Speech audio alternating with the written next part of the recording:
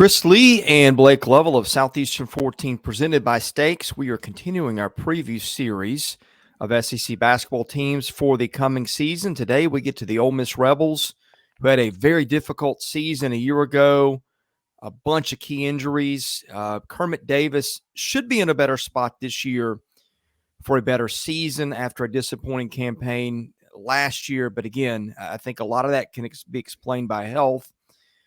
Ole Miss hopefully will have that this year, and certainly brought in a lot of transfers who played a lot of minutes elsewhere a season ago.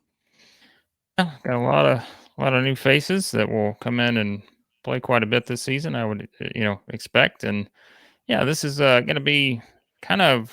I think this is one of those teams that I'm myself probably not giving enough love to in the preseason because I think when you actually look at the roster, they could be much better than people think. Like I think they can be NCAA tournament good. I don't really have a lot of doubt about that. I think it's always the question of who do you put them in front of, and um, maybe there are a little bit more unknowns in terms of how everyone kind of readjusts. Because you do have guys coming off of key injuries, and you've got guys coming in that should translate. I think just given the talent, should translate just fine to the SEC. But again, it's we always say preseason rankings, even our own, they are what they are. They're just nothing more than educated guesses and projections of how things could unfold. But I think Ole Miss is probably the team.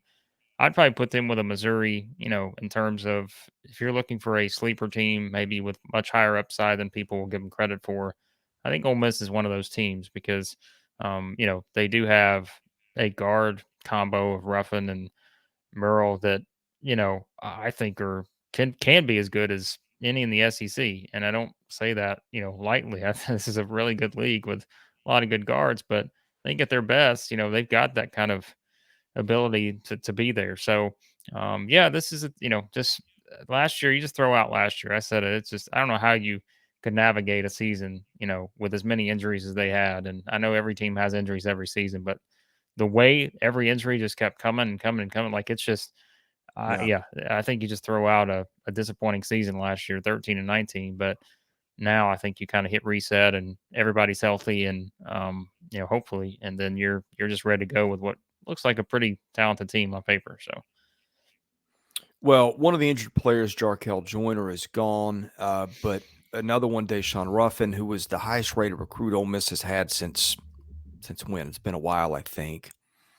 Although Matt Murrell was pretty highly rated too. He was a top 50 kid by some services coming out of high school. I think those two, as you mentioned before, form the foundation of a backcourt.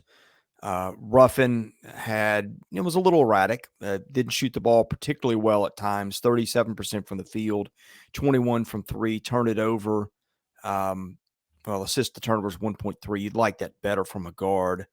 Murrell, when everybody got hurt, really took over and had some big games. I mean, he had at least one or two 30-point games a year ago. It'll be interesting to see what those two kids can do healthy, hopefully, and playing together. yeah, no, that's it. I think you just kind of look at the potential there with those two. I think there's plenty of it. I mean, I think Ruffin, I think both guys are probably all SEC potential type guys. Now, it's a very crowded league, but if you're just asking, who are the players on this team that you think has that type of, top tier upside, I think it's those two guys. And, again, it's just, I mean, you've got playmaking ability there, and that's what you need in this league is to have guys who can just go out and make plays and guys you can get the ball to and feel like that they can get you those kind of buckets in key spots. And I think these are two guys that can absolutely do that. I said I really thought Ruffin was one of those guys that just kind of flew under the radar a little bit for most people, just based on the fact that it was kind of the season that they had and the injuries and all that. But like now, it's like if he is 100%, and obviously you're coming off a couple of key injuries, in terms of what was it I think the hand injury early in the season, and then it was the torn ACL, right? Is that I'm trying to remember how it I all can't unfolded. either. Yeah. But yeah, so I mean, I think those are the kind of things that you have to certainly factor in. That is a guy who's coming off of some pretty significant injuries there, but at his best, I mean, he's a really good point guard, and I mean, just the shooting ability of Matthew Murrell, like it's just, I mean, there's a lot to like, I think, about their backcourt, and that's not even factoring in some of the guys that they're gonna add to the mix.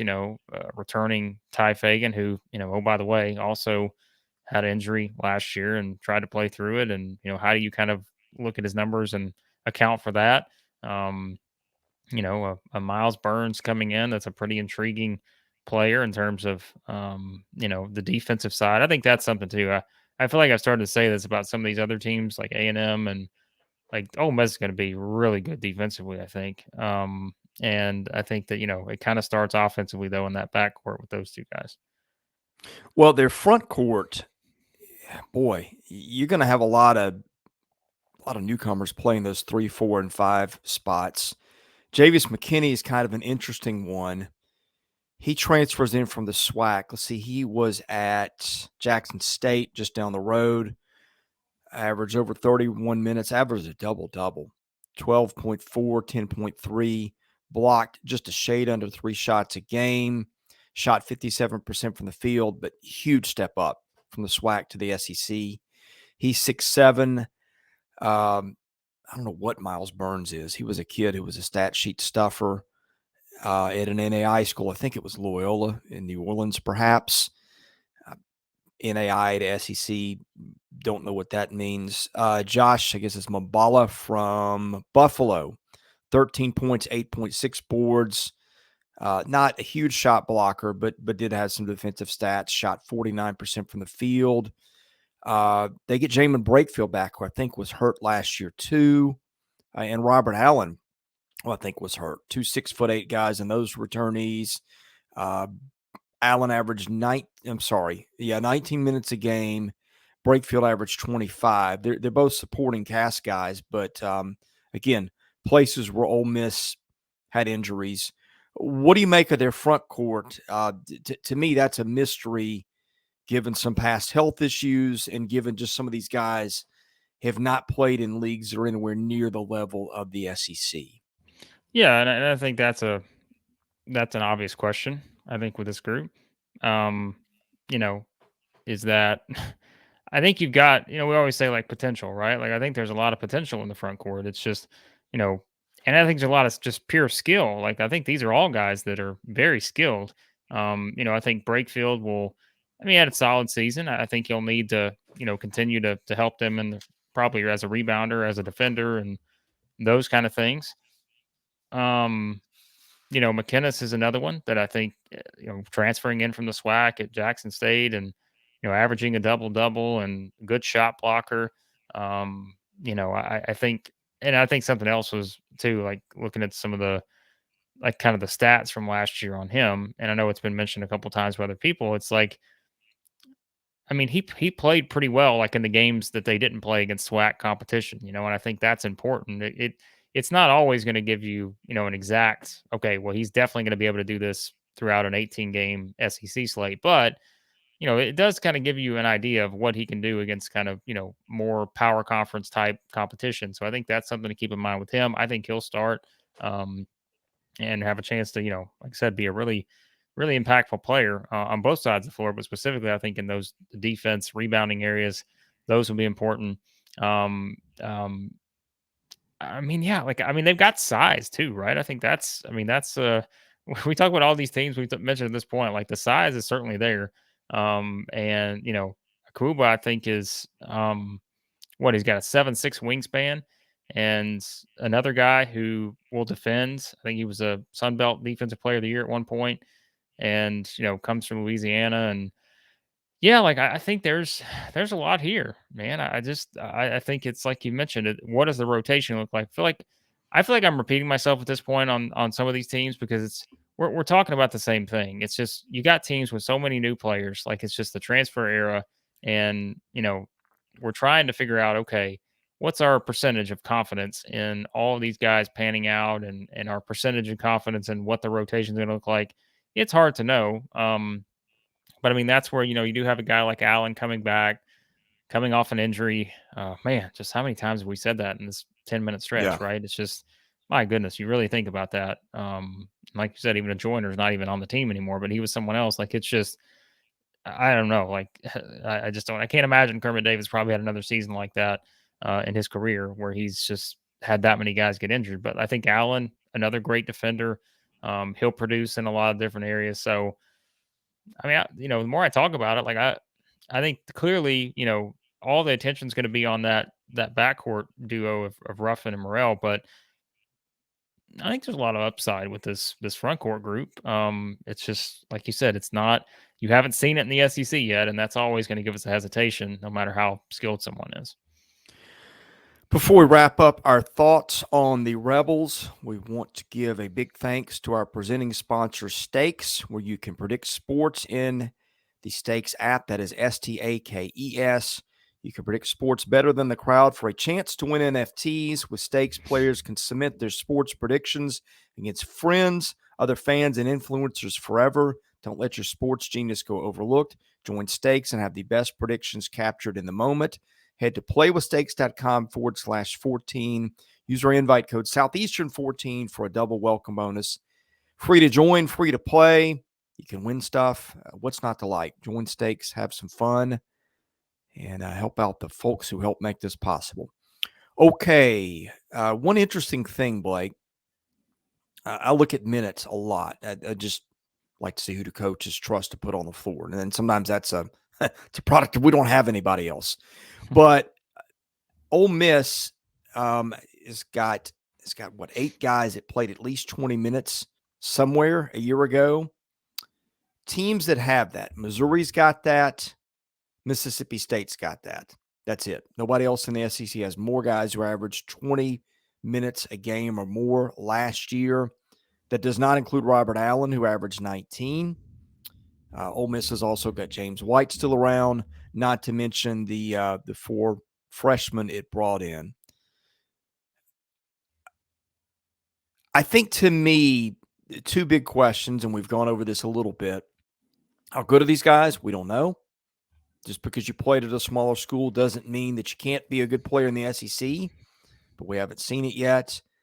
And maybe this is a team that, with all the new faces, it takes some time to mesh, but experience is one of those things that wins you some games in March, and the Rebels certainly have a lot of that, whether it's returning or from other places.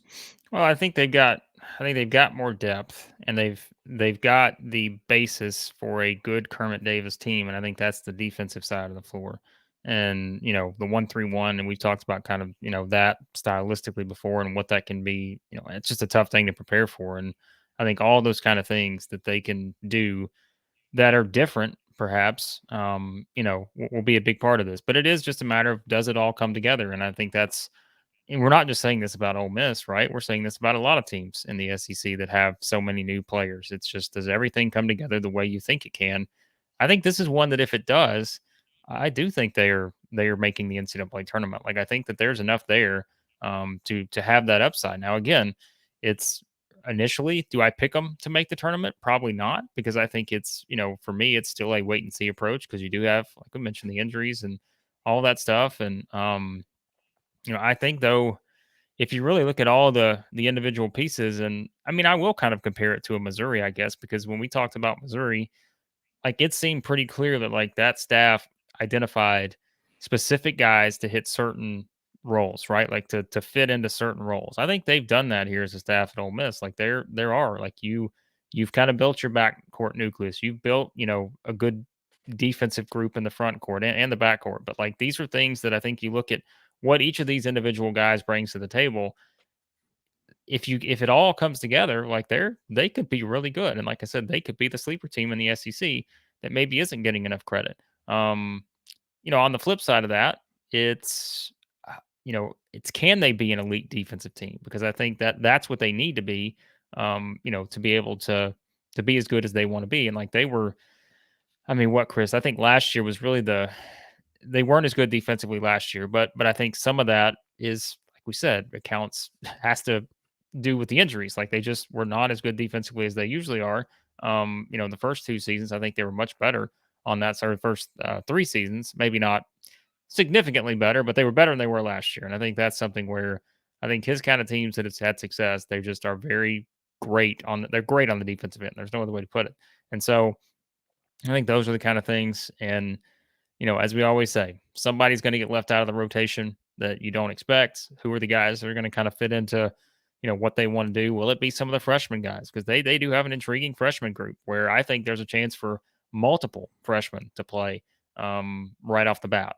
Whether it's Yeah. adding shooting, whether it's adding, defending, I think that's going to happen here. So I think that again is how deep does that rotation get, and if everyone just stays healthy, that's what you're rooting for. Like because you want to see these guys you want to see Ruffin out there for 30 something games. You want to see all of these guys. You want to see Allen out there for an entire season because that just makes such a huge difference. And so I do think that is what we're looking at with Ole Miss is a team that I think that this is, talent wise, this is probably one of the better. I mean, look, I think we still look at some of those teams and individual players and such, but talent wise, like there's a lot of talent here, and so I'm just curious to see if it all comes together. If it does, I think they're the sleeper team in the SEC beyond Missouri, probably. So Yeah, I thought the Missouri comp was interesting because I agree with it. And I was looking at Missouri's roster, realizing I made a mistake. I don't have the minutes numbers for Missouri's two JUCO guys, but if you include that, Missouri's probably the team with the guys that played the most minutes last year. But Ole Miss would be second on that list. But the difference between the two teams, Dennis Gates at Missouri brought in probably more mid-major guys, Horizon League guys, a couple guys from Cleveland State. A couple guys from the Valley at Missouri State and Northern Iowa. Ole Miss's guys were more mid to low major guys. Buffalo, Louisiana would be your more mid major types. Jackson State, NAI would be one would be low major, and the other one would be NAIA. So that doesn't even quite fit into low major. So anyway, there are some similarities there. Of course, Missouri made a coaching change. Ole Miss did not. But yeah, it'll be very interesting to see how the Rebels navigate the season. Just some miscellaneous things before we wrap up. I think you'd like to see better three-point shooting from the backcourt. Matt Murrell, the only guy that really popped there, 39%. Foul shooting could be a little bit of a problem for these guys too, Blake. Murrell shot 75% from the line. Ruffin shot 75% from the line. Fagan shot 73. Everybody else under 70.